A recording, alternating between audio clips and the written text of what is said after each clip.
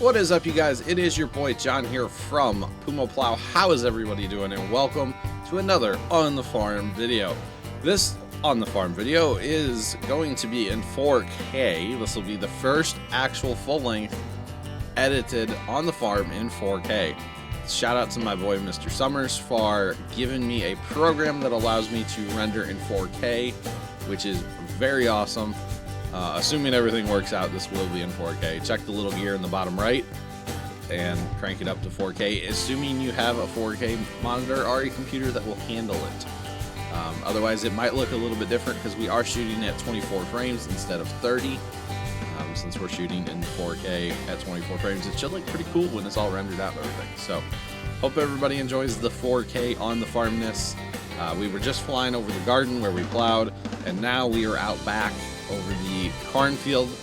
That was corn this past year. It's pretty much corn almost continuously these days. They plant corn here pretty much every year. This is what you call the good dirt. This raises really good corn, and for some reason they planted a little bit of wheat along their ditch here. I'm not sure, maybe they had some issues with erosion or trying to keep some of the corn debris out of the ditch maybe. I'm not totally sure, but hey, it looks kind of interesting. I actually didn't know it was there, and I keep forgetting to tell Dad about it. So Dad, if you're watching this video, which I know you are, there's wheat out along that field, out along that ditch. I keep saying field. In the field, along the ditch, behind the farm. Ooh, it's a mouthful. But yeah, I had no clue that that was there at all. So here we are out front now over the wheat field. This is late wheat, or not late wheat. That doesn't make sense. This is wheat that they planted into the corn after picking the corn, of course. They did not run the chopper on their head because they've done that before, and then they get like a layer of debris. So they left the corn stalks. You can see them poking through. All of the volunteer corn has been killed by the frost and just the general cold that we have had here lately. And we'll probably see a lot of that volunteer corn until spring because it got big enough where it didn't just shrivel up and go away once it was killed by the frost. But you can still see the corn stalks in rows there poking through the wheat, and we will see that probably until next year as well. Now, there's a flag there. And you might be saying, what is a flag doing out in the middle of the field?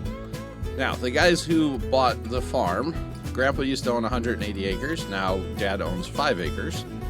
And the guys that bought the rest of the farm, they own a fair amount of ground around us now. And they have a lot of sandy soil out here. And this past year, they had corn on the sandy soil, and it did not do very well because of the drought that we had this summer. So they have decided, it looks like to me, because last time I talked to them they weren't sure, but having all these flags out here seems pretty sure now, that they are going to irrigate. Words are hard, just remember that, guys. They're going to irrigate about 3 fields down there or so. It is going to be around 8,000 feet of 6 or 8 inch pipe. I can't remember which one they said now, because they need volume. They need tons of volume, so they're going to go with a bigger pipe. They're going to have a riser approximately every 300 feet, and they are going to be using one of those big water cannon styles on the big reel, which you put behind the tractor, and then you pull the gun out with another tractor, and the gun is attached to about 1,200 feet of pipe that winds up on the reel. It's very cool how it all works, and we will definitely have to get footage of it. I'm kind of hoping for a dry summer next year, just so I can watch them use it.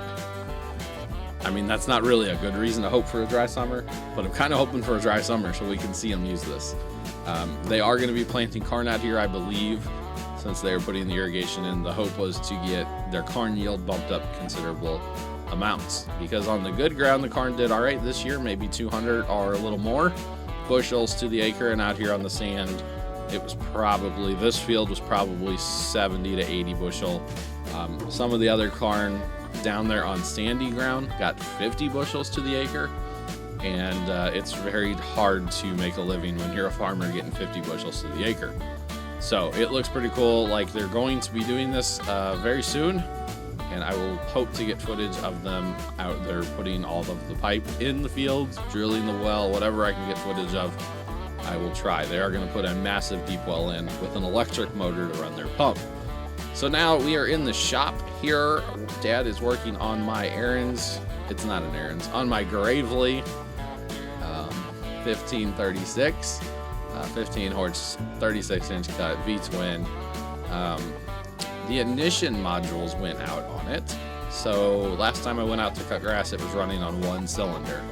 And that lawnmower on one cylinder, it was enough to drive it around, but like tried to fire up the blades and it wouldn't even spin up the blades all the way. So I had to put it back in the truck and that was it. So I had to cut that yard with 21 inch mowers instead of my 36, and not fun. But Dad's fixing up ignition modules, and you can see on the left there's the new one, on the right is the old one. So he's changing both of them out. One of them was still all right, I think, but we just decided to go ahead and replace both because we're probably going to have problems in the future.